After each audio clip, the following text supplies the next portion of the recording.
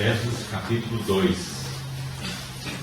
Vamos ler alguns versículos e orarmos juntos, pedindo ao nosso Senhor que nos guie na comunhão, na meditação, na palavra, nessa noite. Efésios capítulo 2.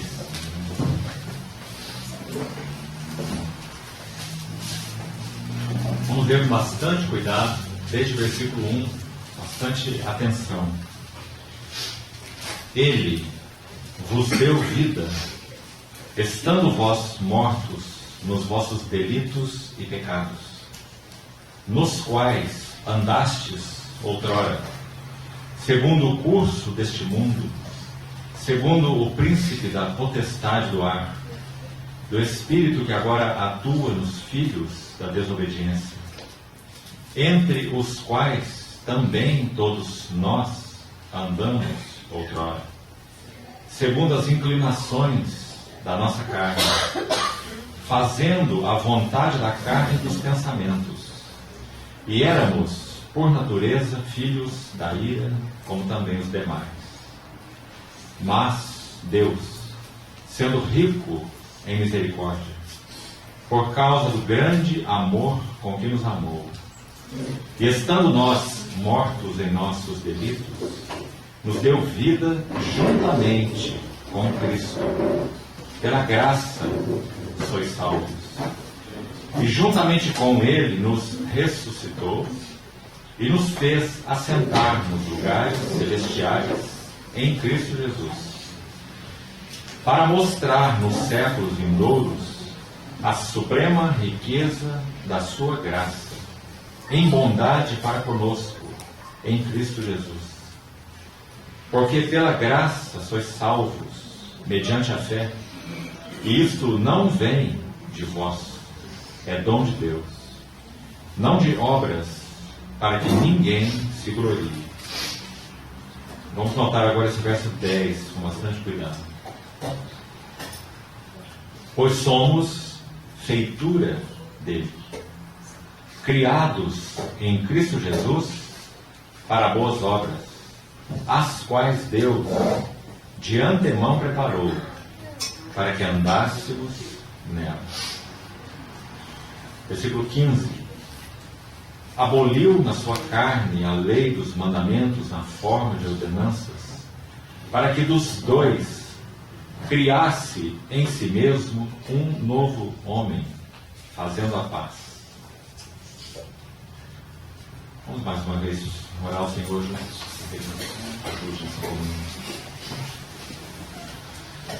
Obrigado, Senhor, porque podemos, pela Tua graça, bondade, misericórdia, sermos chamados Teus filhos. Muito obrigado pela habitação perene do Senhor em nossos corações. Muito obrigado porque nós éramos trevas, porém agora somos luz no Senhor. Muito obrigado porque estávamos mortos, mas agora temos vida em Ti. Senhor, te pedimos que o Senhor nos abra os olhos para vermos um pouco mais das Tuas belezas, das Tuas riquezas, da beleza e riqueza de Tua igreja. Confiamos nossas vidas a Ti e te pedimos que o Senhor nos supra em tudo aquilo em que somos incapazes. Equipa-nos, Senhor, para compreendermos Tua palavra. Em nome do Senhor Jesus te pedimos. Amém. Irmãos, que coisa preciosa é podermos ter conhecido nosso Senhor Jesus. Certo homem, certa vez, disse o seguinte: ou Jesus foi e é o que ele alega ser, ou ele não é nada. 500 anos mais ou menos antes do nosso Senhor Jesus pisar essa terra, sendo que Ele é o Verbo encarnado de Deus, alguns chamados mestres pisaram essa terra. Podemos dizer que Sócrates foi um desses mestres, pai dos filósofos. Na China, em torno do século V a.C., Confúcio ensinou. Na Índia, exatamente no mesmo período em que Confúcio ensinava na China, Buda ensinava na Índia. Mais ou menos 500 anos antes, do Filho de Deus, o Verbo se fazer carne. Nenhum desses e muitos outros que poderíamos citar, nem então Sócrates, nem Buda, nem Confúcio, nenhum deles disse de si mesmo assim: eu sou a luz do mundo. Nenhum deles disse assim: eu sou o pão da vida, e quem de mim se alimenta, por mim viverá. Nenhum deles disse assim: eu sou a ressurreição e a vida. Quem crê em mim, ainda que esteja morto, viverá. Irmãos, são palavras muito sérias. E essas pessoas não eram doidas. Nem Sócrates, nem Buda, nem Confúcio. Eles não eram insanos. Então nenhum deles disse essas coisas, porque estavam muito conscientes de que eles não eram essas coisas. Então, quando nós olhamos para o Senhor Jesus e falamos assim, como era talvez o caso de muitos de nós, antes de realmente conhecermos o Senhor Jesus, quando nós dizíamos assim: Jesus, Ele é o mestre dos mestres. Jesus, Ele é o iluminado, talvez o maior iluminado que já pisou essa terra. Irmãos, essas coisas são bobagens. Jesus não é mestre de mestres e nem o maior iluminado. Jesus é o Filho de Deus, o Verbo que se fez carne e habitou entre nós. O único que pode dizer: eu sou a porta das ovelhas, quem entrar por mim será salvo. O único que pode dizer: eu sou, não um caminho, uma opção no meio de tantos iluminados, mas eu sou o caminho único, a verdade, não uma verdade, e nem parte da verdade. Eu sou o caminho, a verdade e a vida. Que coisa preciosa. Nossos olhos terem sido abertos e podermos então conhecer o Senhor Jesus e saber que a sua morte pôde repartir a vida dele conosco. Porque nenhum desses que nós já citamos aqui, e muitos outros, ressuscitou. Mas o nosso Senhor Jesus ressuscitou. Amém. E repartiu sua preciosa vida conosco. Nós somos testemunhas desse fato que já ocorreu há quase 2000 anos. E somos tão gratos ao Senhor, porque podemos abrir sua palavra hoje, termos o Espírito Santo habitando em nós, e cada vez que abrimos essa palavra, seja na nossa vida particular, seja em público, seja numa reunião doméstica, ou a palavra que está guardada no nosso coração, memorizada, guardada, e então a recapturamos para nós mesmos, aí andando pela rua, numa fila de ônibus, nós sempre estamos em todo o tempo sendo lavados pelo mesmo precioso Senhor, através da sua palavra. As palavras que eu vos tenho dito são Espírito e são vida, disse nosso Senhor. Então, irmãos, quão maravilhoso é nosso Senhor. Quão maravilhosa é a vida que nós temos nele. Ele é a vida. E quão maravilhoso é o povo de Deus se reunir. Porque podemos nos reunir na simplicidade de Cristo, sem nenhum estardalhaço. Nós estamos aqui para ouvir nenhuma palestra. Nós sabemos por que nós estamos aqui. Porque todos nós conhecemos esse que disse essas coisas. E estamos aqui alegremente aos seus pés, para que ele então use a palavra que é dele e abra nossos olhos para vermos essas duas coisas pelas quais oramos. Mais das belezas dele, insondáveis riquezas possui o nosso Senhor. E também mais as belezas da igreja. Precisamos ver mais as belezas da igreja. E quem sabe tantos conceitos errôneos, distorcidos, complicados, confusos, tradicionais, preconceituosos, e a lista é grande. E podemos pegar essa lista, amassar, jogar no lixo e dizer: Senhor, abre meus olhos para eu ver o que é a igreja. Amém. E ontem nós vimos um primeiro termo que essa epístola aos Efésios menciona. 1:23 de Efésios. O verso 22 diz assim: que Deus pôs todas as coisas debaixo dos seus pés, dos pés de Cristo. E para que ele fosse cabeça sobre todas as coisas, Deus o deu à igreja. Aí então o verso 23 diz assim: a qual igreja é o seu corpo. Vamos voltar a esse assunto, nós vamos passar a reunião inteira de novo aqui, né? Nós já falamos ontem sobre isso. Quando ele diz a igreja é o seu corpo, ele vai explicar com aquelas palavras, dizendo: a plenitude daquele que tudo enche em todas as coisas. Sabe por que Paulo usou essa palavra plenitude aqui na Epístola aos Efésios? Você já ouviu falar dos gnósticos, não é? Essa ideia filosófica gnóstica, ela teve corpo no segundo século, depois de Cristo. Mas os germes dessa filosofia chamada gnóstica, ela já estava presente no tempo dos apóstolos. Então sabe o que os gnósticos diziam? Essas bobagens que nós falamos no início. Que Jesus Cristo foi um iluminado da parte de Deus, que veio aqui nessa terra, assumiu um corpo humano, para então nos falar a respeito de realidades celestiais. Então ele viveu aquela vida que ele viveu, pura, perfeita, morreu na cruz, e quando ele estava morrendo ele falou: Deus meu, por que me desamparaste? Porque ali Deus abandonou. Então ele morreu simplesmente como um homem, porque agora o Espírito Divino já abandonou Jesus, por isso que ele clamou daquela maneira. E mesmo quando ele peregrinava aqui na terra, ele tinha assim uma forma humana, mas ele não era um homem real.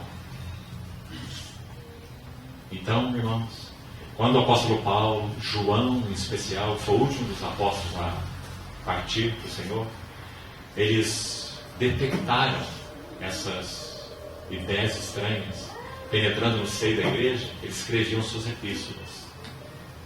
Colossenses foi escrito por Paulo, e ele usa essa palavra que talvez seja a favorita dos chamados gnósticos, pleroma no grego. A nossa versão em português, plenitude. Sabe o que os gnósticos diziam e dizem até hoje? Que Deus é como um espírito amorfo. Ele não é pessoal. Deus, na visão deles, é impessoal. Então ele se comunica com o homem criado através de emanações. Aions, os gregos chamavam. Emanações. Como o sol irradia os seus raios. A terra se aquece por causa desses raios do sol. O sol não chega perto da terra, mas os raios de calor chegam até a terra e aquecem a terra. A visão deles assim é Deus. Deus é um espírito amorfo. E ele tem comunicação com os homens através dessas emanações. Então os homens precisam se espiritualizar. Quanto mais eles vão se espiritualizando, mais eles vão conhecer esse Deus. Até que um dia, o budismo prega isso, o hinduísmo prega isso. Até que um dia esses espiritualizados, eles vão se perder em Deus como uma gota no oceano. Parece bonito, não parece? Mas não é nada disso que a Bíblia ensina. Deus não é oceano, nós não somos gota. Deus é pessoa, nós também somos pessoa. Nós somos chamados para conhecê-lo pessoa para pessoa. E à medida que vamos conhecendo a Ele em Sua palavra, pelo Seu Espírito, nós vamos sendo transformados de glória em glória na Sua própria imagem, pelo Espírito do Senhor. E sabe como isso vai se consumar? Haveremos de vê-lo como Ele, porque seremos semelhantes a Ele, face a face. Louvado seja o Senhor. Amém. Porque todos nós fomos, pela graça de Deus, incluídos nesse processo maravilhoso. E conhecereis a verdade. Não uma verdade. Não existe uma verdade, só existe a verdade. Conhecereis a verdade. E a verdade vos libertará. Quem é a verdade? Se o Filho de Deus. Se o Filho, pois, vos libertar, verdadeiramente sereis livres. Então, irmãos, nós somos imensamente privilegiados. Nós não somos uma classe especial de pessoas. Sabemos muito bem quem nós éramos por natureza. Acabamos de ler o texto que retrata a nossa história. Éramos por natureza filhos da ira. Seguíamos o curso do mundo e fazíamos a vontade da nossa carne e dos nossos pensamentos. Esses éramos nós. Mas o versículo 4 inicia com essa conjunção maravilhosa. Mas Deus, sendo rico em misericórdia, interveio em nossas vidas. Louvado seja o Senhor. Então a primeira das 7, vamos chamar de metáforas, que o livro de Efésios usa para falar sobre a igreja, é corpo. Nós examinamos ontem. Deus pôs todas as coisas debaixo dos pés de Cristo. E para ser Ele cabeça de todas as coisas, Deus o deu à igreja. E agora tem a primeira metáfora para nos explicar a igreja, a qual é o seu corpo. É precioso? A igreja não é uma instituição, a igreja não é uma organização, a igreja não pode ser aberta nem fechada. A gente escuta essas coisas. Escuta, abrir uma igreja na esquina, não é? Fechou uma igreja não sei aonde. A igreja não pode ser aberta, não pode ser fechada. Ela já foi estabelecida há quase 2000 anos por aquele que é sua pedra angular, a pedra que os construtores rejeitaram. Deus a constituiu a principal pedra angular. E todos nós estamos sendo edificados sobre esse fundamento que é Cristo. Isso é a igreja. Então diz, a igreja é o seu corpo. E ela é a plenitude daquele, Jesus, vimos ontem, Cristo, que tudo enche em todas as coisas. Paulo fala isso aqui em Efésios, também em Colossenses, por causa dos gnósticos, como já explicamos. Que diziam que Deus aí tinha essas emanações. Então você tem esse espírito aqui, o espírito ali, o espírito lá. E à medida que você vai tendo contato espiritual com essas emanações da divindade, como eles falam, então você vai sendo espiritualizado. Sabe o que Paulo faz? Paulo pega essas coisas e põe num pacote só em Colossenses e fala assim, não. Em Cristo, e só em Cristo, habita corporalmente toda a plenitude da divindade. Ou seja, não sobra nada para ninguém, para nenhum outro intermediário, né? E a igreja? Então, se por um lado Cristo é a plenitude de Deus, porque nele habita corporalmente toda a plenitude, a mesma palavra, pleroma, na língua original. Nele habita corporalmente toda a plenitude da divindade. Isso é o que ele é. Cristo é plenamente Deus. E a igreja é o quê? Segundo esse texto que acabamos de ler aí, você abriu, Efésios 23. A igreja também é pleroma. Não é precioso ver isso? Cristo é o pleroma de Deus. Cristo é a plenitude de Deus. E a igreja? A igreja é a plenitude de Cristo. A igreja é o seu corpo, a plenitude daquele que tudo enche em todas as coisas. Que coisa maravilhosa. Que declaração. Então nós fazemos parte dessa realidade espiritual maravilhosa. Por isso nós somos um povo estranho, né? Nós somos um povo que quanto mais se dessedenta, mais tem sede. Um povo que quanto mais come, mais tem fome. Um povo que quanto mais conhece, mais quer conhecer. Não é? Por quê? Porque o nosso Cristo é Cristo de riquezas insondáveis, que vão sendo reveladas a nós maravilhosamente pelo Espírito Santo que foi enviado para habitar em nós. Quando essa palavra de Deus vai sendo progressivamente aberta, né, aos nossos olhos e corações. Louvado seja o Senhor por isso.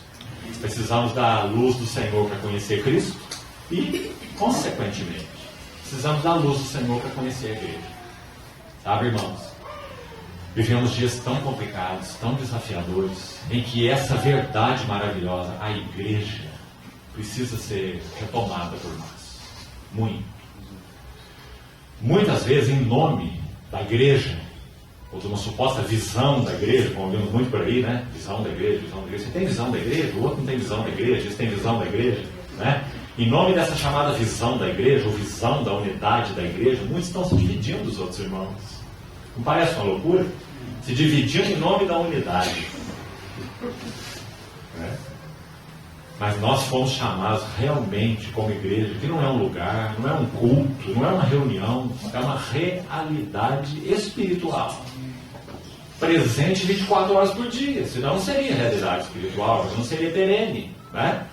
Então a igreja do Senhor é uma realidade espiritual, que nós devemos viver nela, experimentar, desfrutar, crescer 24 horas por dia, 365 dias por ano. Se nossos irmãos, seja por que motivo for, quem sabe uma debilidade de compreensão, quem sabe outras coisas mais, podem ser tantas, eles assumem posições limitadas. Não, igreja é isso aqui, é dessa maneira aqui. Se não tiver isso aqui, não tem igreja. A igreja tem que ter fulano, tem que ter ciclano, tem que ter essa ordem, tem que ter esse coral, tem que ter esse lugar, tem que ter outra coisa. Deixe que eles ajam assim, se comportem assim, isso é responsabilidade deles. Se o Senhor nos tem dado a bênção, a graça de realmente conhecer o que é a igreja e sentimos a necessidade de avançar ainda tanto mais nesse assunto, então que vivamos assim diante dos nossos irmãos. Sejam eles quem forem e estejam eles onde estiverem. Nós costumamos usar uma figura assim, que a nossa porta de comunhão esteja sempre escancarada. Amém. para que se outros irmãos nossos, por algum motivo, estiverem ali reticentes, com a porta meio aberta, e alguns se escondem atrás da porta, mas deixa a frestinha se aberta. E se eu continuar olhando para eles lá, onde eles estão, né? Então, no dia que eles abrirem mais essa porta, eles possam ver que a nossa porta nunca se fechou. A porta da comunhão. Sabe por que ela não se fechou? Porque ela não pode se fechar. A igreja, a prática da igreja, a vida da igreja tem que incluir todos que o nosso Senhor Jesus incluiu. Senão nós seremos culpados de divisão, de facção. Agora é óbvio que não necessariamente estaremos todos reunidos no mesmo lugar. E também é muito óbvio que temos que respeitar nossos irmãos nas posições que cada um assume diante de Deus. E cada um dará contas disso a Deus. Mas no que concerne a nós temos que estar muito claros. O Senhor nos chamou para manter uma porta aberta de comunhão, para incluir todos aqueles que Cristo incluiu. E aprendemos a ter comunhão com eles em torno da única coisa que interessa. E o que interessa não é a forma de batismo, não é o dia do arrebatamento, não é como é que vai ser o reino milenar. Compreende o que estamos querendo dizer? O que interessa é Cristo mesmo. E nós temos comunhão em torno de Cristo. Porque suas riquezas são insondáveis. Então, irmãos, esse tem sido um tremendo desafio para nós nos nossos dias. Compartilhava ainda com os irmãos hoje. Corremos um risco sério de entender que, não assumindo posições aí sistemáticas, vamos colocar assim, né? De alguma forma, assumindo conceitos aí particulares em nome da igreja, nós então sejamos uma igreja sem nome, e esse seja o nosso nome. Quem somos nós? Somos a igreja sem nome. Não deixamos de ser facciosos do mesmo jeito. Compreende? Então que o Senhor guarde nosso coração. Nós não somos igreja sem nome. Não existe igreja sem nome. Existe só a igreja. E nós somos membros do corpo de Cristo, que é a igreja. E reconhecemos todos aqueles que o Senhor tem alcançado. E se o Senhor nos der graça, se o Senhor for misericordioso conosco, nós vamos conseguir ter comunhão com esses irmãos. Amém. Não em coisinhas, em minúcias, em doutrinas, em pontos preferidos de doutrina, ou que seja, mas tendo comunhão em torno de Cristo. De Cristo. Para que nós possamos ser edificados, uns e outros. Irmãos, se o Senhor puder encontrar caminho em nós assim, então será maravilhoso. Até irmãos, talvez, que estejam assumindo posições mais, vamos usar a palavra, fechados, irão se surpreender. Porque encontrarão um povo que realmente não está vinculado a essas coisas, não as preza em si mesmos, mas compreende que somos um no Senhor. Somos corpo de Cristo. Esse é o nosso grande desafio. Nos amarmos, nos servirmos, nos sermos suporte. Quando Paulo escreve aqui em Efésios assim, suportando-vos. Lembra do versículo? Efésios 4, 2. Efésios 4, 2. Suportando-vos uns aos outros em amor. No português, existe um aspecto dessa palavra aí, né, que a gente usa mal, se tornou pejorativo. A gente interpreta essa palavra aí, num certo sentido, como tolerando. Não é isso? Suportando uns aos outros, tolerando uns aos outros. Nossa, aquele irmão é difícil de suportar. Mas eu tenho que suportar, tenho que tolerá-lo. Né? Mas a ideia realmente da palavra, e mesmo no nosso português, né, suportando significa necessariamente tolerando, não. O sentido primário dela não é nem esse. O sentido é dar suporte mesmo. E assim a palavra no texto original. Quando diz suportando-vos uns aos outros em amor, a ideia para ficar bem claro, você viu alguém com uma dificuldade, um irmão com alguma debilidade, seja na conduta, na compreensão, você viu alguém? Então enfie o seu ombro debaixo dele. E não fique criticando, julgando ele, mas coloque seu ombro debaixo dele. Essa é a ideia. Suportando. Põe o ombro embaixo. E diz, vou oferecer meu ombro para você. Suportando-vos uns aos outros. Porque todos nós carecemos disso. Uns em uma área, outros em outras áreas. Todos carecemos disso. Então, que linda é a igreja. Sabe, irmãos, quando o inimigo do Senhor não consegue retirar uma verdade da vida da igreja. Em alguns momentos ele retirou verdades meus fundamentais e a igreja entrou em período de trevas horríveis. Você conhece um pouco da história da igreja, pelo menos, não é? Mas essa não é a tática normal. Quando ele não consegue arrancar a verdade que foi depositada na igreja, sabe o que ele faz? Ele desequilibra a verdade. Desequilibra a verdade. Então basta um desequilíbrio para nós, como aquele avião que deveria voar com as duas asas do mesmo tamanho, com a mesma aerodinâmica e voar assim, ele começa a voar assim. Ninguém suporta ficar lá dentro, né? O distúrbio é total. Então, tantas vezes nós cristãos, por falta de entendimento do que é a igreja, nós estamos voando assim. Então estamos tendo toda a dificuldade na comunhão, na vida relacional, porque nós estamos desequilibrados nesse assunto da igreja. Então muita coisa é dita, é feita em nome da igreja, que realmente não é a igreja. Muito do chamado serviço a Deus tem sido feito na energia da carne e com equipamento humano. Então é um privilégio para nós termos nas mãos essa epístolazinha de 6 capítulos, que toma na sua Bíblia aí 3 folhas. Desse livro tão imenso aqui, 3 folhas para Efésios. Mas é a carta da igreja. Que maravilhosa carta. Então nós falamos ontem, para os que não estavam aqui, tem 7 metáforas sobre a igreja. Cada uma mais maravilhosa que a outra. Nos ajudando a ver o que é a igreja. A primeira é corpo. Efésios 1:23. A igreja é o seu corpo. A plenitude de Cristo, daquele que tudo enche em todas as coisas. Isso já vimos ontem. Vamos citar de novo quais são as outras 6 para completar o quadro e vamos dar mais uns passos hoje. A próxima metáfora está no capítulo 2, verso 10. Confira de novo. É dito assim: pois somos nós. Quem? Aqueles que estavam mortos, versículo 1, para os quais o Senhor deu vida. Aqueles que estavam andando segundo o curso do mundo. Aqueles para os quais Deus se mostrou rico em misericórdia, versículo 4. Então, somos nós, é a igreja. Nós que antes não conhecíamos o Senhor. Então, depois de escrever esses 9 versículos do capítulo 2, ele escreve assim no 10. Vamos repetir. Pois nós somos. O que nós somos? Feitura dele. Criados em Cristo Jesus para boas obras, as quais Deus de antemão preparou para que andássemos nelas. Então aqui está a segunda metáfora. Nós somos feitura. Vamos só citar as outras, já voltamos aí, que foi onde nós paramos ontem. Então a segunda metáfora para a igreja é um poema. A palavra na língua original é poema. Talvez para traduzir aqui para o nosso português, a melhor palavra seria obra-prima. Então o versículo seria assim: pois somos obra-prima dele, criados em Cristo Jesus. Então, está aí a palavra feitura, segunda metáfora. Terceira, versículo 15 do capítulo 2.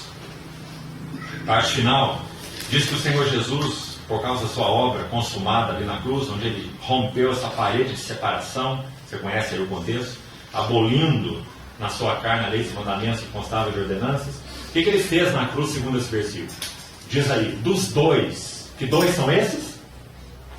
O que são esses dois? Judeus e gentios. 2 povos que viviam aí numa inimizade universal, né?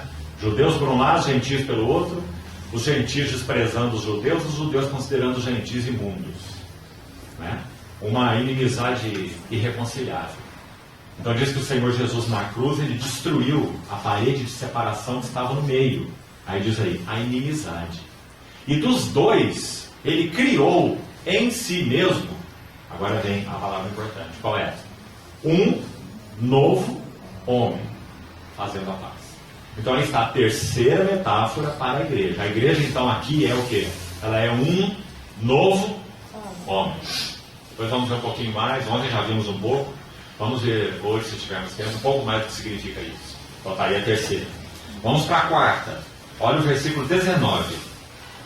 Assim, já não sois, olha aí de novo se referindo a nós, aqueles que o Senhor chamou, a igreja.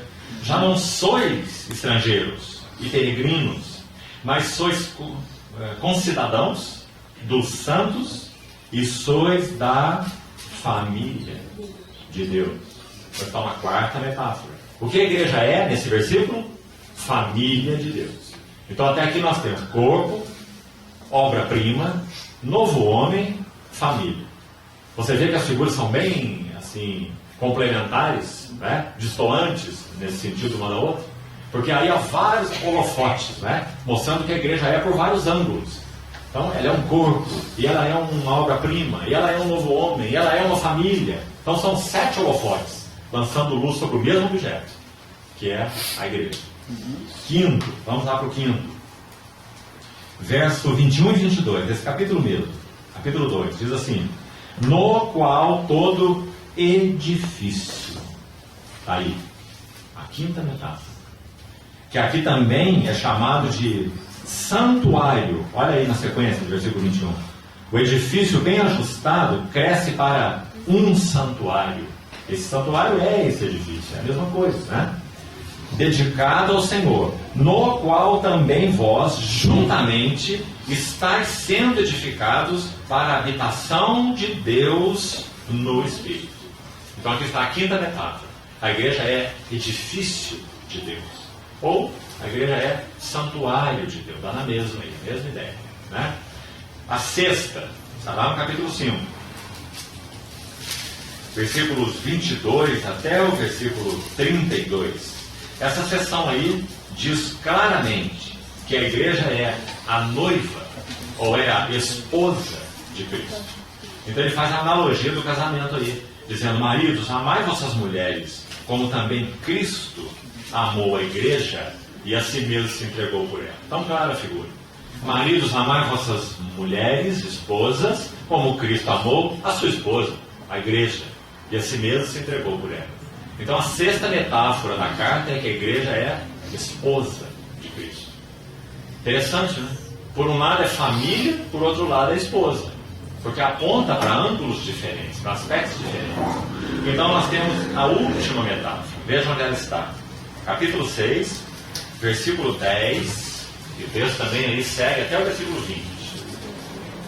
A expressão da igreja nesse contexto aí de 10 a 20 é que a igreja é um guerreiro.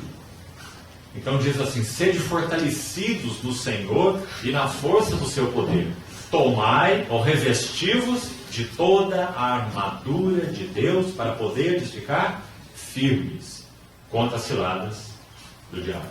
Então a igreja é demonstrada aqui nos versos 10 a 20 como sendo esse guerreiro.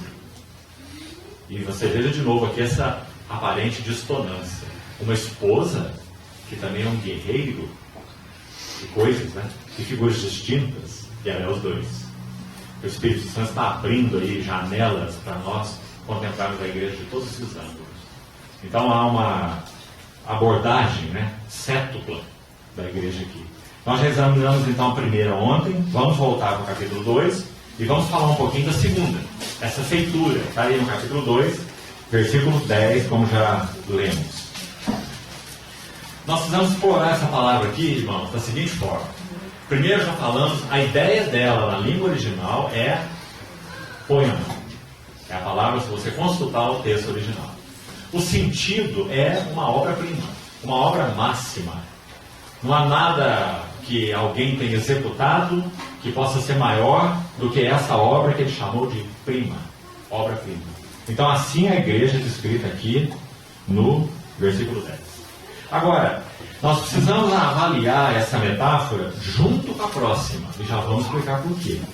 O final do versículo 15, já citamos, menciona a terceira metáfora, dizendo que a igreja é um novo homem, que o Senhor Jesus criou em si mesmo. Acompanhe aí o final do verso 15. Ele criou em si mesmo um novo homem fazendo a paz.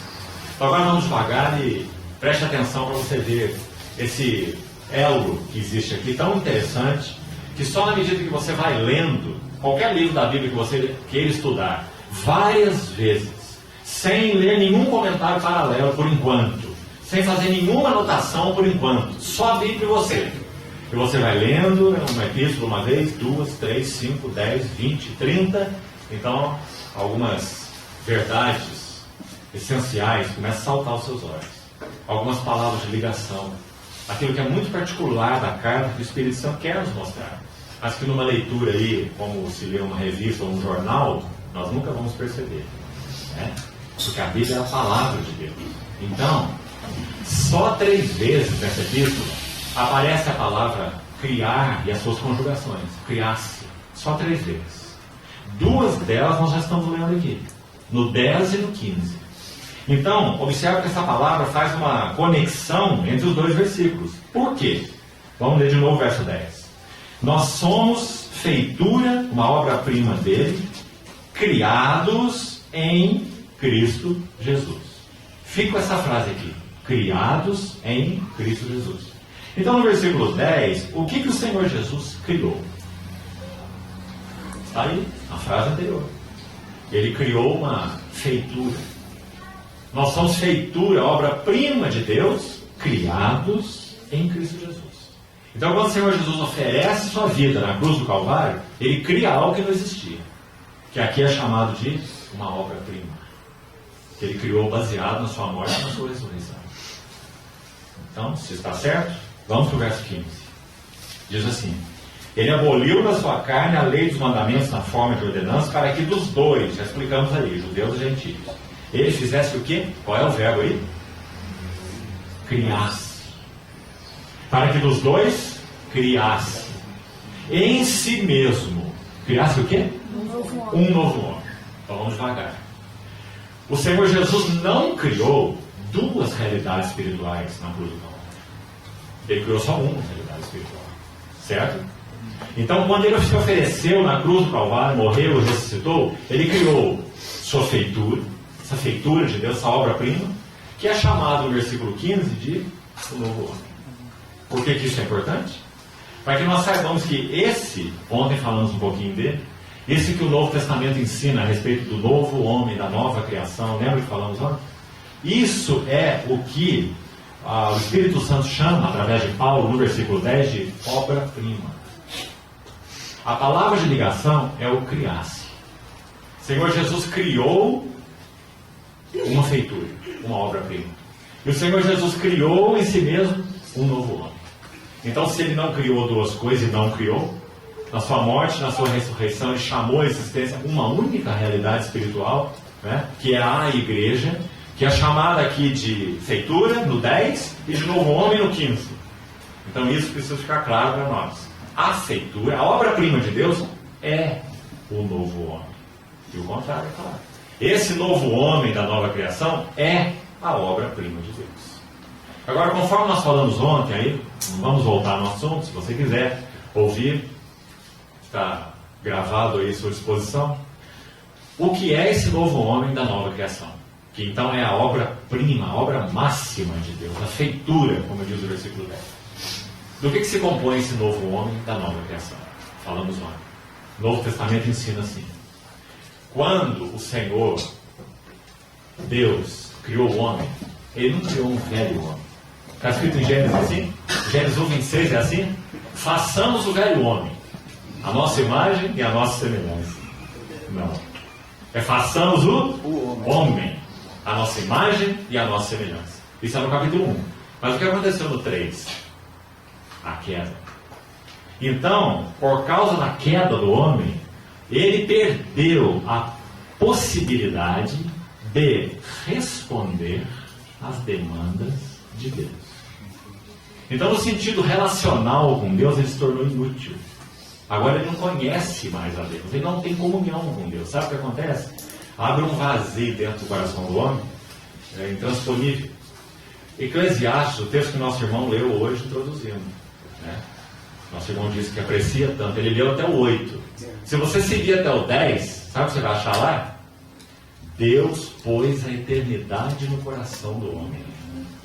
Não é impressionante esse versículo? Então, quando o homem se extravia de Deus, lá em Gênesis capítulo 3, abre como um buraco no interior dele, que nada pode ser preenchido, senão a relação com aquele que ele perdeu. Deus mesmo.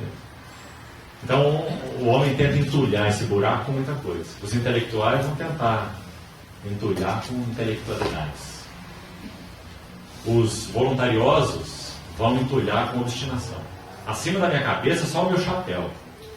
Ninguém manda em mim, eu vivo minha vida do jeito que eu quiser, ninguém tem nada com isso. Não é assim? Esse é um dos buracos do coração do homem. Os emocionais, sabe o que vão fazer? Deprimir. O resto é outra coisa para eles. Porque eles não vão dar conta desse buraco interior. Né? Porque Deus pôs a eternidade no coração do homem.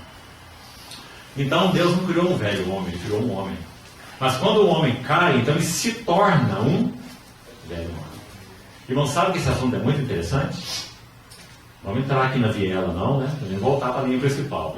Mas se você ler Romanos 6, sabe o que você vai achar ali? Paulo dizendo assim: foi crucificado com Cristo o meu velho homem? Nosso velho homem. Você viu o que ele está fazendo ali? Ele está dizendo que o velho homem, me permite usar essa expressão, que eu penso que ela é profundamente embasada nas Escrituras. O velho homem é uma entidade espiritual. Quando Adão cai, o que é criado ali é uma entidade espiritual. Digamos, é um homem coletivo. Por isso que o Romanos 5 vai dizer assim: em Adão, todos morrem. Percebe? Em Adão, todos morrem. Porque ele, quando cai, ele cria uma entidade espiritual alienada de Deus. Qual é o nome dessa entidade espiritual alienada de Deus? Velho. Agora, quando o Senhor Jesus morre, vamos devagar aqui. Esse velho homem não tem conserto. Como nós falamos lá desde o primeiro dia, né? Você não adianta tentar encontrar uma injeção para você dar no cachorro e ele vai começar a miar. Tem nada que faça um cachorro miar. Não está na natureza dele. Então esse velho homem é incorrigível. Tem um que tentou muito, de alguma maneira, consertar esse velho homem. Ele chamava Nicodemos. E ele tinha vergonha da situação dele, dos mestres que andavam do lado dele, dos mestres de filosofia, de religião. Ele foi procurar Jesus à noite. Ele chegou para Jesus, a gente quase consegue ouvir Nicodemos, né? Impostando sua voz assim, limpando a garganta, assim. Rabi, sabemos que és mestre, vindo da parte de Deus. Veja o que ele falou. Porque ninguém pode fazer o sinal que tu fazes se Deus não estiver com ele. É como se Jesus estivesse falando assim: Nicodemos, você está falando uma grande bobagem. Eu não sou nenhum mestre vindo da parte de Deus. Sou mais do que isso. Sou o próprio Deus, o Filho de Deus. Então ele falou assim: Nicodemos, se você não nascer de novo, você jamais pode ver o reino de Deus. Você viu o que ele está dizendo? Ele está dizendo: você nunca vai compreender quem eu sou. Nunca pode distinguir quem eu sou, a não ser que você nasça de novo. Aí o Nicodemos, filósofo, fariseu, ficou muito confuso. Ele falou: mas como posso eu, sendo velho, entrar no ventre da minha mãe e nascer de novo? Parece uma pergunta tão infantil, né? Aí o Senhor Jesus responde assim: quem não nascer da água e do Espírito não pode ver o reino de Deus. Então, irmãos, quando o Senhor Jesus vem realizar sua obra maravilhosa, magnífica, aqui na terra, vivendo como ele viveu, sendo quem ele era, entrando na morte, falamos ontem, causando um problema enorme para a morte, né? Porque aquele que é santo, puro, entra na morte, a morte não pode tocá-lo, não pode agarrá-lo, ela não pode dizer: esse também é meu. Ela estava dizendo isso milhares de anos, agora entra alguém que ela não consegue abraçar, né? Os grilhões da morte não puderam segurá-lo, retê-lo, porque não permitirás que o teu santo veja corrupção, né? Foi o que Pedro falou, você lembra? Que lindo. Então ele rompe os grilhões da morte. Aí Pedro vai dizer: ao qual Deus ressuscitou, rompendo os grilhões da morte, porque era impossível que ele, Jesus, fosse retido por ela. Amém. Irmãos, é uma das frases mais lindas naquela pregação de Pedro, né? Porque mostra que a morte não tinha direito sobre o Senhor Jesus, porque ele era o varão aprovado por Deus. Então, a partir daí, o que mais acontece? Ele ressuscita. E depois que ele ressuscita, ele é entronizado à destra da majestade nas alturas. O que Deus, o Pai, alcança agora aqui? Ele alcança o que ele sempre almejou no seu coração: um homem segundo o seu coração. Agora o homem segundo seu coração está no trono, uma posição mais elevada. Então nele Deus tem um novo princípio. Porque o primeiro princípio lá, Adão, o homem, se tornou um velho homem. E nele todos pecaram. Então sabe o que Deus faz? Deus não é lanterneiro celestial. Ele não reforma nem carro, nem estofado, nem nada. O método de Deus é uma nova criação. Quem não nascer de novo, o método de Deus não é reforma, é novo nascimento. Então, o Senhor Jesus é um novo princípio de Deus. Onde está escrito? Por vários lugares. Talvez de forma mais explícita, 1 Coríntios 15, note aí se você quiser ler depois. 1 Coríntios 15, 45 a 49. O primeiro homem formado da terra é terreno, mas o segundo homem é do céu. Assim como em Adão todos morrem, todos serão vivificados em Cristo. Na verdade, o capítulo todo 15 de Coríntios, maravilhoso nesse sentido. Mas especialmente esse texto de 45 a 49. Então vai dizer assim, que Jesus Cristo é o último Adão. Olha que títulos maravilhosos são aplicados ao nosso Senhor Jesus. É dito que o Senhor Jesus é o último Adão. Porque Adão caiu e se tornou um velho homem. E criou, como já explicamos, uma entidade espiritual debaixo da qual todos que nascem são incluídos nela. Nós já nascemos mortos. Não é isso? Então, quando Deus envia o seu Filho, ele tem um novo princípio. Então ele vai dizer que Jesus Cristo é o último Adão, ou seja, a raça é encerrada ali. Ele é o último. Louvado seja o Senhor por esse título maravilhoso. Ele é o último Adão.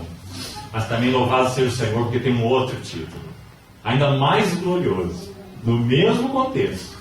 Coríntios 15, 45 a 49. Vai dizer que ele é o segundo homem. E aí você não pode fazer mistura dessas palavras, não. Dizer que Jesus é o último, ele é o segundo Adão. Ele não é segundo Adão. Não é isso que está escrito aí. Ele é segundo homem. Sabe quem que é o segundo Adão? Caim. Aquele que matou o irmão dele. Ele que é o segundo Adão. O Senhor Jesus é o último Adão.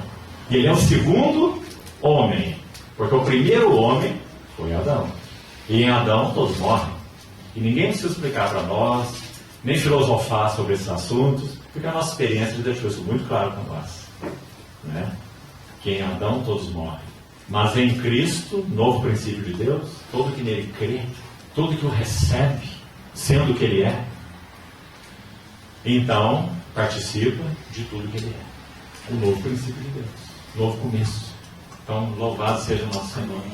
Nós o adoramos porque ele é o último Adão. E nós o adoramos porque ele é o segundo homem. E quando Deus nos olha, ele nos vê em Cristo Jesus. Uma união indissolúvel.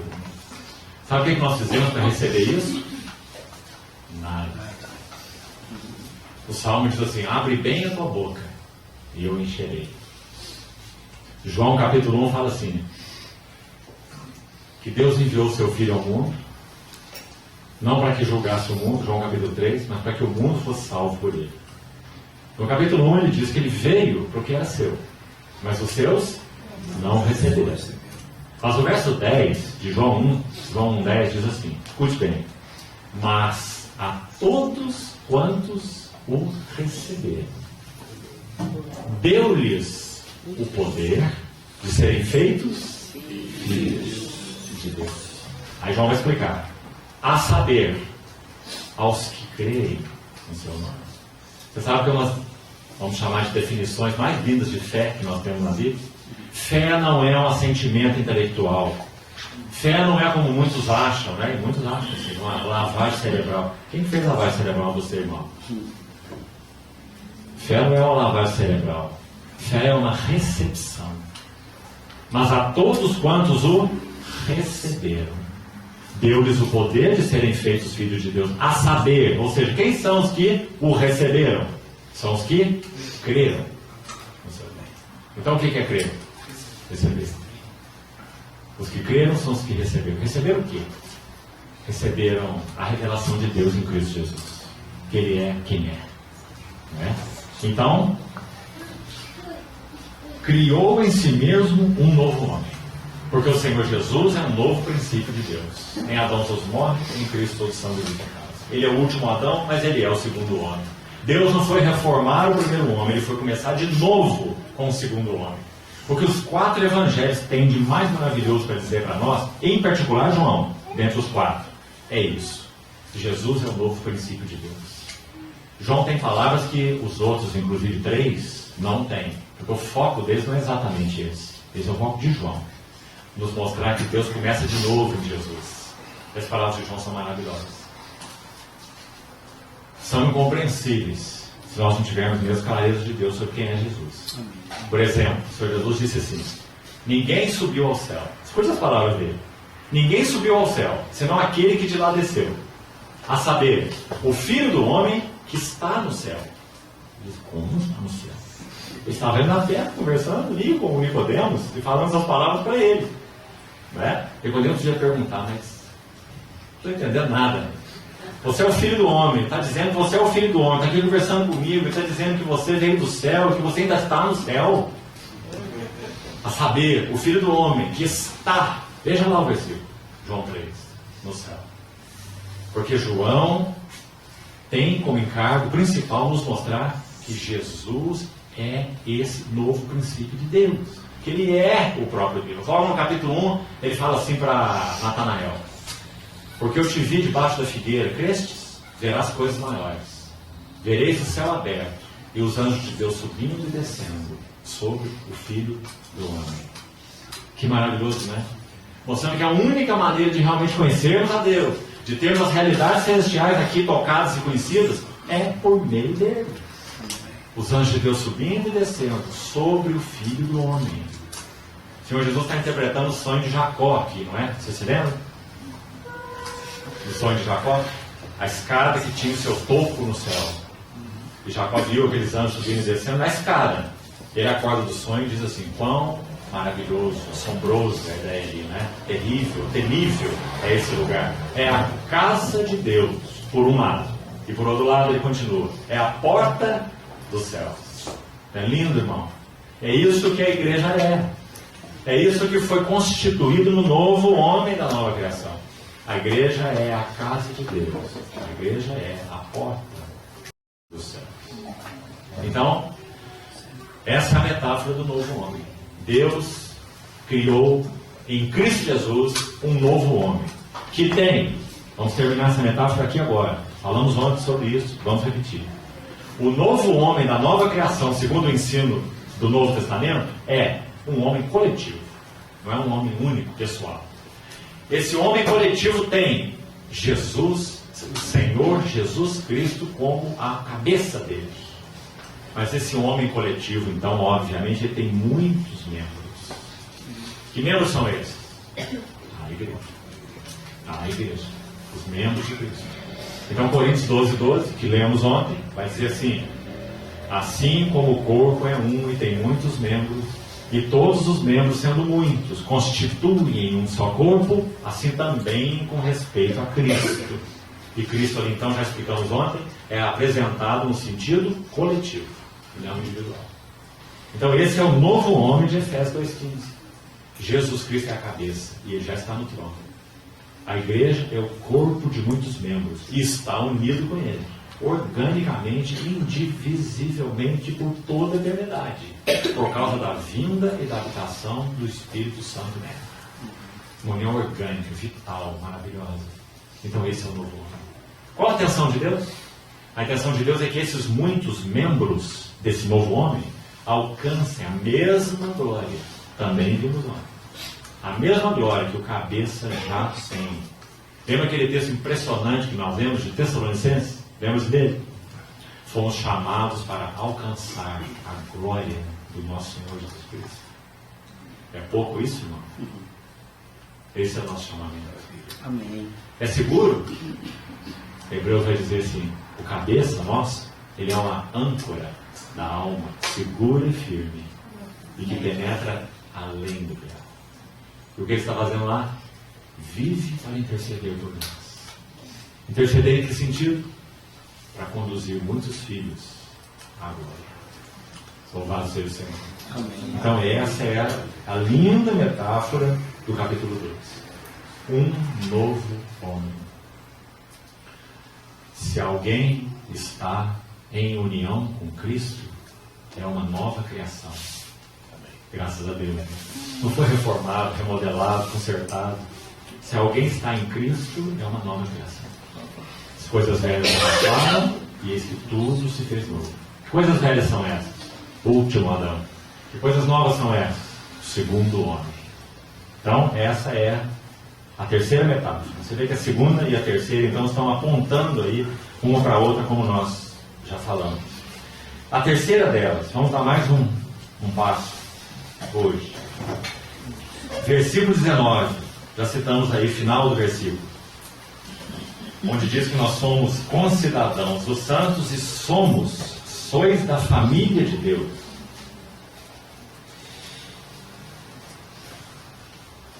O irmão Paulo fala sobre a família de Deus. E aqui está um dos textos, a metáfora. Mas sabe quem melhor explora o assunto da família de Deus? Dos escritores do Novo Testamento, quem é? Que mais explora o tema, que somos família de Deus. Não é Paulo, é João. João é quem explora esse tema a fundo, que nós somos família de Deus. João é quem usa a palavra filhinhos, jovens, pais. João é que registra as palavras do nosso Senhor Jesus, dizendo: novo mandamento vos dou, que vos ameis uns aos outros, como eu vos amei. Então, essa metáfora da família, ela é explorada profundamente por João, mas ela é mencionada por Paulo. Então, para entendermos essa metáfora da família, nós precisamos imensamente de João.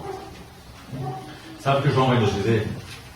João vai nos dizer que o desejo eterno de Deus, por ser quem Ele é, Deus, o Pai, é ter uma família de filhos. Imagina um pai sem filho, né? Não é pai. Quando você se casa e não tem filhos, você é marido. Você não é pai. Óbvio, pai tem que ter filho. Então, se Deus é Pai eterno, é porque Ele concebeu no seu coração uma família de filhos. Esse é o desejo do seu coração. E como Ele alcançou a família de filhos que desejou, Ele plantou o seu único filho aqui na terra. E por causa desse único grão de trigo precioso que Ele planta na morte, então Ele colhe muitos grãos, uma espiga cheia. Nosso Senhor Jesus, tão consciente disso, falou assim: se o grão de trigo, único, o grão, caindo na terra, não morrer, fica só. Mas se morrer, produz muito fruto. Então, a metáfora da família vai nos ensinar, nos ajudar a ver que o desejo eterno do coração de Deus era ter uma família de muitos filhos. Mas não muitos filhos de qualquer maneira, mas muitos filhos à imagem do seu filho. E a compreensão disso nos alinha, irmãos, com o propósito de Deus de uma maneira maravilhosa. Também já, em outras palavras, comentamos isso nos 2 primeiros dias. Você quer ver uma maneira preciosa? Todas as coisas cooperam. Todas as coisas para o bem dos que amam a Deus e são chamados segundo o seu propósito. Nesse versículo de Paulo vai ficar claro que o propósito é essa família. Porque ele fala assim no 29, ó: porquanto aos que de antemão conheceu, também os predestinou para serem conformes à imagem do seu filho, a fim de que ele seja, o seu filho, o primogênito entre muitos irmãos. E daí está a família. Sabe o que mais que o livro de Hebreus tem para nos dizer? Também maravilhoso sobre esse tema, impressionante para nós. Capítulo 2 de Hebreus. Cita Isaías, e cita também Isaías 8, e cita o Salmo 22. Em Hebreus 2. É o nosso Senhor Jesus falando, segundo o autor de Hebreus. Está interpretando esses textos de Isaías e do Salmo 22, lá no Velho Testamento. Dizendo assim, Senhor Jesus dizendo: eis aqui estou eu, e os filhos que Deus me deu. É maravilhoso. Cantar-te-ei louvores no meio da congregação. Você está vendo? Então esses versículos vão nos ajudando a ver esse aspecto do eterno propósito de Deus, de ter não apenas um corpo, de ter não apenas uma obra-prima, de ter não apenas um novo homem, mas de ter uma família, de filhos semelhantes ao seu filho. Então isso nos alinha, irmãos, porque nós deixamos de ser questionadores. Por que isso está acontecendo? Por que aquilo? Será que Deus isso? Será que Deus aquilo? Não é? Lembra dos hebreus mesmo? Eles estavam passando por um período de grande prova, de grande sofrimento. A carta é muito clara. O autor chega a dizer que eles sofreram espólio dos seus bens e que alguns foram encarcerados. Capítulo 10. Então sabe o que isso provocou neles? De certa forma, uma certa dúvida. Então o autor de Hebreus tem que escrever para eles assim, capítulo 6 agora, nós vamos citar, verso 10 em diante. Deus não é injusto para ficar esquecido. Guarde essa expressão aqui, ficar esquecido. Deus não é injusto para ficar esquecido do vosso trabalho e do amor que evidenciaste para com os santos. Aí, como eu disse, se você ler Hebreus com muito cuidado, você vai ver que essa expressão está esquecido ou ficar esquecido só aparece uma outra vez na carta. Sabe onde está? No capítulo 12. O capítulo que fala que Deus disciplina os seus filhos. Porque que filho há é quem o pai não corrige. Se o pai não corrige, ele realmente não é filho. Como usa a expressão no capítulo 12, é um bastardo, mas não é filho. Porque se há amor, há disciplina. Então ele vai dizer assim, vamos recordar. No capítulo 6, Deus não é injusto para ficar esquecido. Ele está dizendo, Deus não se esquece não. Deus não caduca não. Deus não é injusto para ficar esquecido. Capítulo 6. Você sabe o que ele diz no 12? Ele diz, vocês é que estão esquecidos. Olha que interessante você fazer o contraste dos dois versículos. Esquecidos do quê? Está lá no capítulo 12 de Hebreus, verso 4 em diante. Vós estáis esquecidos da exortação que, como a filhos, olha a família aí, como a filhos, ele discorre convosco dizendo, filho meu, não desprezeis a correção que vem do Senhor, e nem desmaies quando por ele és reprovado. Porque o Senhor açoita a todo o que recebe como filho. É para a disciplina que perseverais. Deus vos trata como filhos. Que lindo, irmão. Essa é a família de Deus. Aí ele diz, pois que filho há a quem o pai não corrige? E ele continua. Mas se estáis sem correção, de que todos vós vos têm tornado participantes, então seríeis bastardos e não filhos. E ele vai continuando, dizendo, toda disciplina com efeito, no momento, não parece ser motivo de alegria. Nunca vi ninguém disciplinar um filho e o filho sair com sorriso até na orelha. Ô papai, muito obrigado, como o senhor me ama, como o senhor é bom. Não é? Então ele diz, toda disciplina com efeito não parece ser motivo de alegria, mas de tristeza. Aí diz assim, ao depois, isso é o verso 10, Hebreus 12, 10. Ao depois, entretanto, produz um fruto pacífico. Sabe quais são os meninos, as meninas que mais têm paz? São os que mais são disciplinados. Quem são os mais irrequietos e agitados? Os que menos são disciplinados. Os que menos têm limites coerentes para que sintam segurança. Né? Assim Deus faz conosco. Então diz, toda disciplina com efeito não parece ser motivo de alegria, mas de tristeza. Ao depois, entretanto, produz um fruto pacífico aos que têm sido por ela, pela disciplina, exercitados. Aí diz, fruto de justiça. Aí vem o encorajamento para nós assim, dizendo assim, por isso, restabelecei as vossas mãos descaídas e os vossos joelhos trôpegos e fazei caminhos retos para os vossos pés, para que não se extravie o que é manco, antes seja curado. Que texto maravilhoso. É o texto que está dizendo como é que funciona a família de Deus. O pai e os seus filhos. O pai não caduca, não. Lembra-se do capítulo 6. Deus não é injusto para ficar esquecido. Mas os filhos caducam fácil. Né? E esquecem da exortação que o pai discorre com eles, dizendo, eu amo você. Por isso eu limito você. Por isso eu corrijo você. Mesmo por isso eu permito, aqui, de acordo com a regulagem da minha mão, com o calibre da minha mão, eu permito que as aflições aflijam você. É para a disciplina que perseverais. Deus nos trata como filhos. E também nesse contexto ainda, dentro desse contexto, Hebreus 12, de 4 a 10. Diz assim, que nós somos disciplinados para que sejamos participantes da sua santidade. Que frase também é assim? Somos disciplinados para participarmos da sua santidade. Essa é só uma outra maneira de dizer participar do caráter de Deus. Ser como Ele. Verdadeiro, manso, alegre, justo, verdadeiro, pacífico. Tudo que Deus é. Para isso nós somos disciplinados. Então, usamos aqui essa menção de Paulo no versículo 19, para você ver que nós precisamos de muitos outros textos, porque nós estamos explorando metáforas, né? Então nós temos a bênção maravilhosa, graciosa de Deus, de termos sido feitos família de Deus. Louvado seja o Senhor. Irmão, Pai é o nome cristão de Deus. Você não vai encontrar esse nome no Velho Testamento. Você só encontra Deus mencionado como Pai no Velho Testamento 3 vezes, em 3 versículos. Mas a ideia trazida ali é a ideia de eternidade. Compreende? Não é exatamente a ideia de paternidade. Pai é o nome cristão de Deus. Por que nós temos certeza disso? O Senhor Jesus disse assim para os seus discípulos: vós orareis assim. Sabe como eles oravam no Velho Testamento?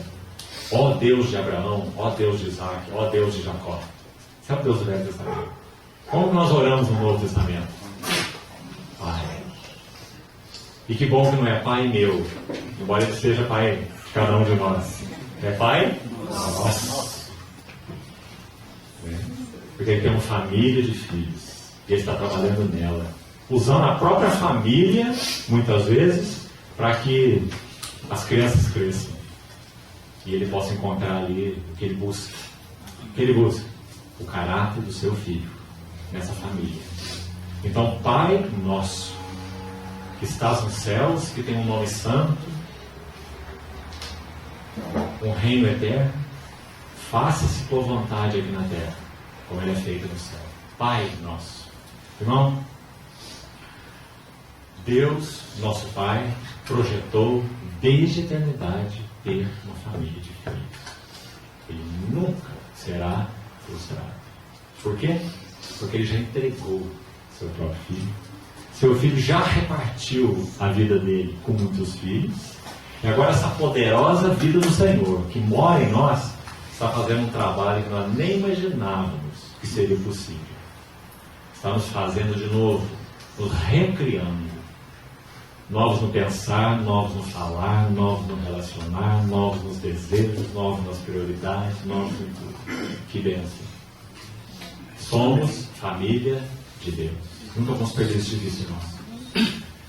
Quanto mais nós vivermos dias difíceis, mais nós precisamos ter essa verdade assentada no nosso coração. Vou dar um último exemplo, avançar mais um passo e nós vamos ter que terminar por hoje. Quando nosso Senhor Jesus, o Filho, por excelência, ele foi tentado. Você lembra o que o inimigo disse para ele? Ele foi levado, não pelo inimigo, ele foi levado pelo Espírito para ser tentado no deserto. E a primeira coisa que ele ouviu foi: se tu és o Filho de Deus. Olha essa frase. Será que ele sabia bem quem ele era? Será que ele estava realmente firme? Será que ele não ia balançar, não? Depois de 40 dias de fome, naquele deserto sozinho, sendo provado e tentado, será que ele não iria balançar? Talvez, na perspectiva do inimigo. Então ele lançou o seu dardo: se tu és o Filho. Mas louvado seja o Senhor. Aquela voz que ele tinha ouvido 40 dias antes estava tão fresca no seu coração. O céu se abrindo de contentamento quando ele entrou no Jordão e dizendo assim: este é o meu filho amado, e nele eu tenho todo o meu contentamento. Então, irmãos, uma verdade tão simples e tão profunda: capaz de nos sustentar em toda a nossa peregrinação. Nós sabemos quem somos. Nós sabemos a quem pertencemos. E nosso Senhor Jesus, ainda falando sobre isso, ele diz assim: minhas ovelhas ouvem a minha voz, não seguem a voz dos estranhos. Eu lhes dou a vida eterna, elas jamais perecerão eternamente, e ninguém as arrebatará de minha mão. Mas ele não terminou ainda. Aí ele completa assim: eu e o Pai somos um. E das mãos do Pai, ninguém pode arrebatá-las. Não é maravilhoso? Então, irmãos, que verdade é essa que Paulo menciona aqui? E sois da família de Deus. Que coisa, né? Nós éramos alienados, irmão. Tinha dia quando nós acordávamos, será que você teve experiência assim? Antes de receber o Senhor Jesus como vida que Ele é? Você não tinha vontade, às vezes, numa manhã, que você acordou, descoxar a cabeça assim no pescoço, né? Você dá um golpe assim na sua cabeça, igual um parafuso, né? Aí você descoxa no pescoço, põe ela no canto do quarto e sai devagarzinho para não acompanhar você. Nunca teve vontade de fazer isso, não? Porque nossos pensamentos se perturbavam, né? Uma mente ansiosa, inquieta, cheia de dúvida, de medo, de insegurança, de... assim vai. Tumulto, convulsão interior, acordando de um dia de um jeito, dormindo do outro. Isso os melhores de nós, né? Porque normalmente acorda de um jeito e já toma café do outro. Não é verdade? Somos divididos de nós mesmos. Louvado seja o Senhor, porque nós fomos feitos agora família de Deus. Nós que éramos desconectados, nós somos integralizados. Nosso Senhor Jesus diz em Mateus 6 que todos os nossos problemas eram por causa disso. Aliás, é dentro do capítulo 6 que ele menciona a oração que acabamos de citar. O Pai Nosso que está no céu. Está no capítulo 6 até o verso 18. Sabe o que acontece depois do verso 19 em diante? Ele vai falar sobre o perigo dos filhos terem um coração dividido. Vai dizer: olha, não acumula tesouro aqui, acumula tesouro aqui. Se os seus olhos forem bons ou forem simples, todo o teu corpo será luminoso. Mas se os seus olhos forem divididos, todo o teu corpo estará em trevas. Você não pode servir a Deus e servir riquezas. Você vai ter que servir um e ter que servir o outro. E aí na sequência ele diz assim: não andeis ansiosos por coisa alguma. Compreendeu o texto? Ele está dizendo que toda a causa de nossa insegurança, ansiedade, dúvidas, temores e preocupações é coração dividido. E se nós tivéssemos um coração uno, sabendo quem Ele é, quem nós somos, a quem pertencemos, nós não teríamos ansiedades, temores, preocupações. Irmãos, essas são apenas umas pinceladas no que significa sermos família de Deus. Que preciosa realidade que Paulo mencionou. Ele fala: já não sois mais estrangeiros. Olha a palavra de Deus: estranhos, peregrinos. Sai daqui, vai para lá, vem para cá, uma hora isso, uma hora aquilo. Lembra da mulher de Samaria? O Senhor falando para ela: 5 maridos você já teve, agora você já está no 6º e ele também não é teu marido. Lembra-se? Um poço sem fundo. Né? Então o Senhor Jesus falou: se você beber da água que eu te der, você nunca mais terá sede. Então já não sois estrangeiros, já não sois peregrinos, mas sois concidadãos dos santos. E sois da família de Deus. Aí me permite citar a última. Já vamos terminar agora. Para ver se amanhã conseguimos dar mais um passo além de Efésios. Depois de concluirmos as outras dúvidas. A próxima metáfora aí, a quinta, é do santuário, ou do edifício. Vamos resumi-lo assim. O pai busca uma família de filhos. Deus o Pai. O filho busca um corpo para se expressar. Vós sois o corpo de Cristo. A igreja é o seu corpo. O pai busca uma família de filhos. O filho busca o seu corpo para se expressar. E o Espírito Santo? Um templo no qual habitar.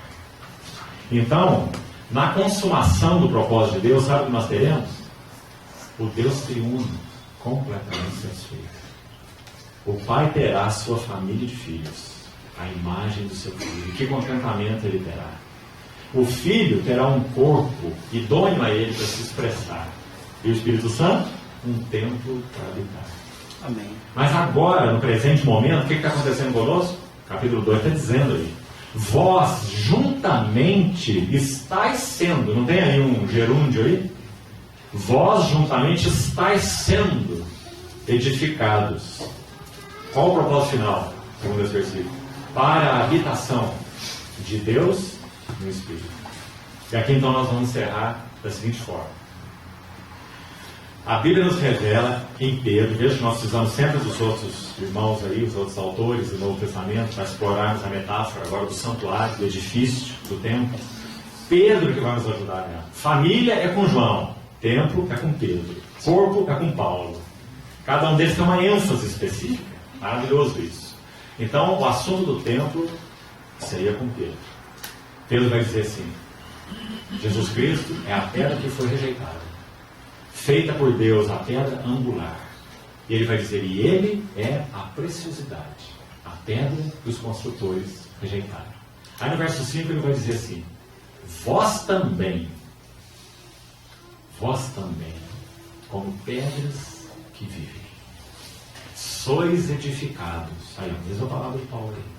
Sois edificados uma casa espiritual, para serdes um sacerdócio santo, para oferecerdes sacrifícios espirituais agradáveis a Deus por meio de Jesus Cristo. Então agora vamos falar rápido sobre isso para concluir. O livro de Lamentações, quando Jeremias escreve, diz a história, a tradição, não a Bíblia, mas a tradição judaica, diz que Jeremias estava numa caverna no Gólgota, que até hoje é chamada lá de a Gruta de Jeremias. Quando ele via Jerusalém queimar, depois da última invasão de Nabucodonosor, destruindo o templo, queimando as portas, ele escreveu suas lamentações de Jeremias, 5 capítulos. Sabe uma das coisas que ele lamenta? Escute: como estão espalhadas as pedras do santuário pelas esquinas de todas as ruas. Essa foi uma das suas lamentações. Irmão, não é maravilhoso? Quando nós olhamos para a igreja hoje, o povo que professa ser do Senhor, o que nós vemos? Como estão espalhadas as pedras do santuário pelas esquinas de todas as ruas. Qual é o desejo do Senhor? É que essas pedras se toquem, para que elas sejam devidamente aparadas, para que possam ser justapostas. Porque se você comprar um terreno, lavrar a escritura, você vai construir uma casa. Comprou o terreno, lavrou a escritura, pela lei ninguém pode tomar de você, você tem direito à propriedade, é teu. Assim o Senhor Jesus comprou a igreja, ninguém vai tomar dele. Aí você põe lá no seu terreno, o arquiteto te falou que você vai precisar de 20 mil tijolos para construir sua bela casa. Então você compra 20 mil tijolos e coloca no seu terreno. Mas aí você não chama o seu vizinho e diz assim: vamos lá para você conhecer minha casa. Né? Você tem um terreno, uma escritura de propriedade e 20 mil pedras, mas não tem casa nenhuma. Percebe, irmão? O Senhor quer fazer conosco. Deus já nos deu vida em Cristo Jesus. Ele já tem muitas pedras. Mas a pergunta é: ele tem uma casa? Essa casa tem expressado sua glória? As pedras estão sendo justapostas, edificadas juntas? São perguntas que nós precisamos pedir ao Senhor que nos ajude a responder. Amém. Se nós temos sido pedras desejosas de serem justapostas. Ah, irmão, porque nós vivemos uma crise de egocentrismo tão violento. Estude a história circular, desde o chamado Iluminismo, século XVIII, a partir da Revolução Francesa. A ideia central é: salve-se quem puder. Cada um viva para si e cuide de si. Não é assim? É assim. Mas o que o Senhor Jesus planejou? O que Deus o Pai desejou? E o que o Espírito Santo busca? Um templo espiritual de pedras vivas que estão sendo justapostas para serem edificadas, uma casa espiritual onde o Senhor possa habitar em plenitude. Se nós nunca vamos conseguir isso sozinhos na nossa casa, nós carecemos desesperadamente uns dos outros, porque nós somos um edifício. Já falamos sobre ler com cuidado a Bíblia. Então vou citar outro detalhe. Se você ler de novo Efésios com cuidado, você vai ver outra coisa linda. Aqui nós vamos terminar. A palavra juntamente. É dito, parece uma palavra tão simples, né? Mas de tanto valor nessa epístola. Capítulo 2 fala assim: juntamente com Ele, Cristo, Deus nos deu vida. Juntamente com Cristo. E diz de novo: e juntamente com Ele nos ressuscitou. E nos fez assentar nos lugares celestiais. E diz ainda no capítulo 2, aí você acabou de ler, versos 21 e 22. E juntamente estáis sendo edificados para a habitação de Deus no Espírito. E tem mais um último, juntamente, no capítulo 3, verso 18, que diz assim: juntamente com todos os santos. Nós poderemos então, finalmente, compreender qual é a altura e a profundidade, comprimento e largura, e conhecer o amor de Cristo, que excede todo entendimento. Não é lindo, irmão? Nós precisamos uns dos outros, e precisamos ser edificados juntamente, para que a medida de Cristo entre nós seja plena, seja ampla, seja profunda. Mas sabe o que é necessário para sermos edificados juntamente? Quem sabe amanhã falamos um pouquinho sobre isso. Trabalho da cruz. Conhecermos o caminho da cruz. Porque a igreja não vai ser edificada por eloquência, habilidades, talentos naturais, seja lá o que for, estudo bíblico ou qualquer outra coisa. A igreja vai ser edificada na medida em que a cruz trabalha nas pedras, para que as pedras possam ser justapostas. Não vivo eu, mas Cristo vive em mim. Se alguém quer vir após mim, a si mesmo se negue. Tome a sua cruz e siga. Louvado seja o Senhor. O caminho para a edificação do santuário de Deus é um só: a cruz. O caminho da cruz. Que o Senhor continue, irmãos, falando aos nossos corações. Só faltam duas metáforas aí: a da esposa e a do guerreiro. O Senhor nos conceda graça para amanhã compartilharmos um pouco disso. E se puder, falarmos um pouco mais do significado do caminho da cruz, a maneira do Senhor edificar a sua igreja. Senhor, então, continue falando no nosso coração. Vamos lá.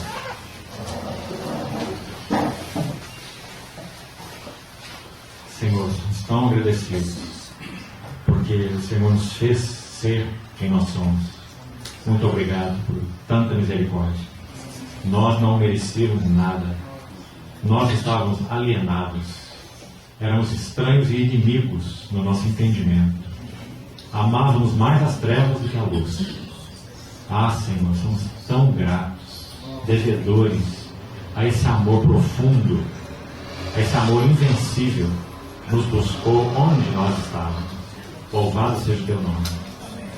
Senhor, te pedimos que mais e mais as escamas e o véu do nosso entendimento possam cair, ser rasgado, para que vejamos com olhos espirituais, com clareza, qual é a tua revelação a respeito da igreja. Abre nossos olhos, Senhor. Nos ajuda a viver como aquilo que nós já somos: tua igreja, teus filhos, tua obra-prima, um novo homem, teu corpo. Ah, Senhor, que privilégio nosso.